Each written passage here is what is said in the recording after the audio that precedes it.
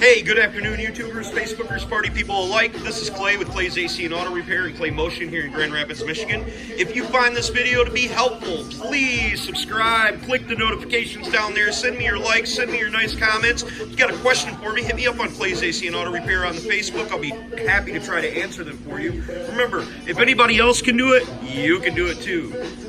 So what we're going to do today is we're going to remove the engine out of this Jeep Liberty. It's a 3.7. This procedure is going to be the same for the 4.7 as well. They're pretty much the same engine with just 2 extra cylinders on. We are not going to show you every single nut and bolt just to keep the video as short as possible, which is still going to probably end up being long, but I highly recommend you watch the whole thing because I am going to show you some little tips and tricks from my many years of doing these engines on how to do it. So when you find the part of the video that you're looking for, turn the volume down, restart the video, and let the thing play just as a favor to me because I'm sharing this information with you. Thank you. Are you ready to rock? I said, are you ready to rock? Well, that's not what we're doing today. We're removing engines and working on cars. So the only thing that you may need other than a toolbox full of tools, maybe not this big a toolbox, is a lighter. Because if this doesn't turn out well, you can always set it on fire. Here we go.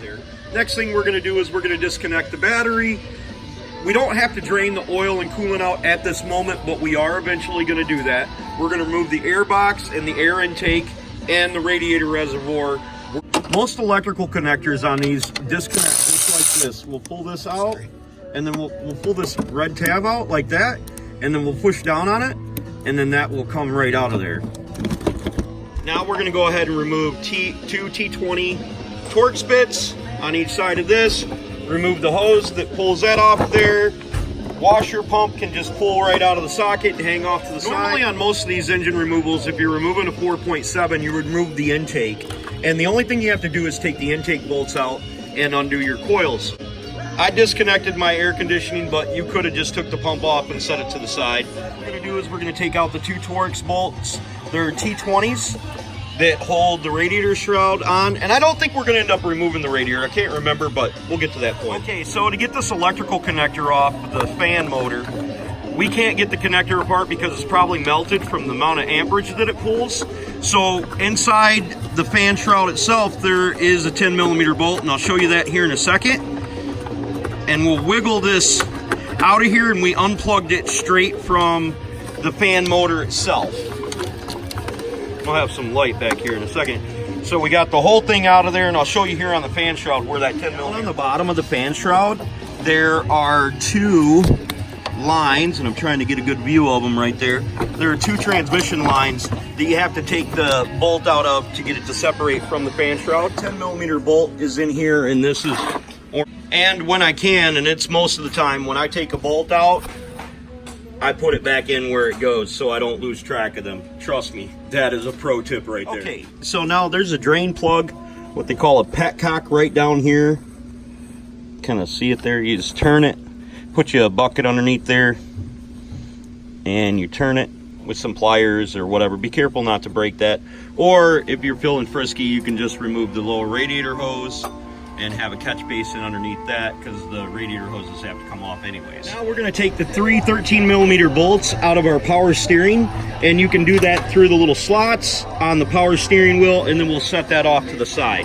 So with the intake off, it does make it a little bit simpler to get to the back bolts and also be able to get the bolts back in, so it's easier for us, but you guys at home might be changing the whole thing. I'm telling you, removing the intake, which only takes about 10 or 15 minutes, is probably worth it. Quick tip here, there's a ground strap wire that bolts to the upper firewall. Highly recommend you take that off and leave it bolted to the back of your heads and bolt that ground strap wire on before you reinstall your engine.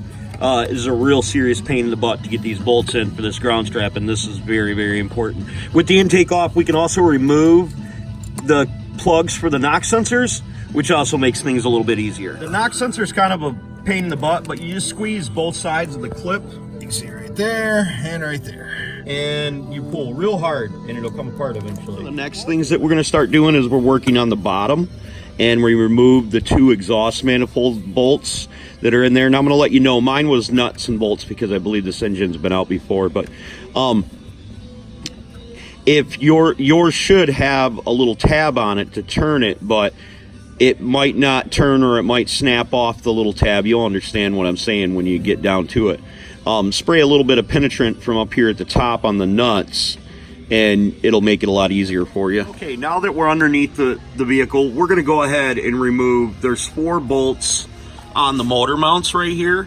I'm going to turn on some light. We take the plates off the engines, but you could remove the center bolts out of them and pull the motor mounts out.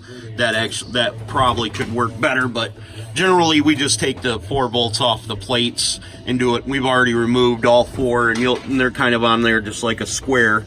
So you'll just remove 1, 2, and this is on the passenger side right here.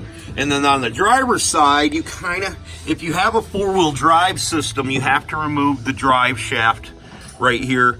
So you're gonna have 4 bolts that hold it in up there. Okay, so now we're gonna start removing the bolts. There's one up there by the starter. There's one right here. They're 15 millimeters. Here, and then there should be a couple over here that we have to remove as well, up on the top of the passenger side. We're gonna start removing them, and then we're gonna remove this bracket right here. And then in this divot right here is where we're going to be able to access our torque converter bolts that we're going to end up taking out. This bracket that runs along here, we're going to end up removing these 2 bolts, and there's 2 on each side. This one right here, it's on the back side of this bracket. Also, while you're under here, you can undo the crank sensor. Trying to remember if there was sensors up there, but I don't think so. So we're getting ready to pull the motor. We're going to now pull off our hood. I know I said to do that earlier, but we're going to pull it off, set it on the top. We're going to put a jack underneath our transmission to keep our transmission at an angle so it goes easier when it goes back in. Okay, so your engine is out. We'll give you a quick overview of what we did and what's going on. When you remove these engines, this plate back here, we usually tack weld it back, so when you go to put it back in, it's a lot easier to be moving around and stuff like that. But kind of give you a quick overview and what we've taken off. You don't have to take off all this crap. We took all this off. You can leave the intake on if you want to, but it was easier to get to the bell housing bolts. We left the exhaust manifolds on because it's easier to just take these 2 bolts off. The motor mounts, we took the bracket off the side of the motor because if we tried to lift it, it might be hung up on the transmission, might get stuck in there. So removing the bracket, the 4 bolts that bracket it to the engine is usually the best. Okay, so to get the starter, we just left it to the side. We pulled the front part of the drive shaft out, and you can kind of see that we got all of our electrical unplugged.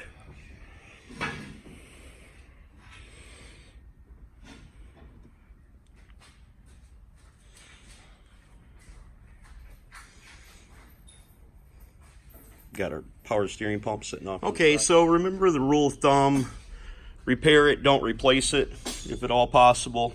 It's always cheaper to repair something than it is to replace it. If the video was helpful, subscribe, click the notifications, send me your comments. Remember, you can't break what's already broken. If anybody else can do it, you can do it too. God bless. Have a great day.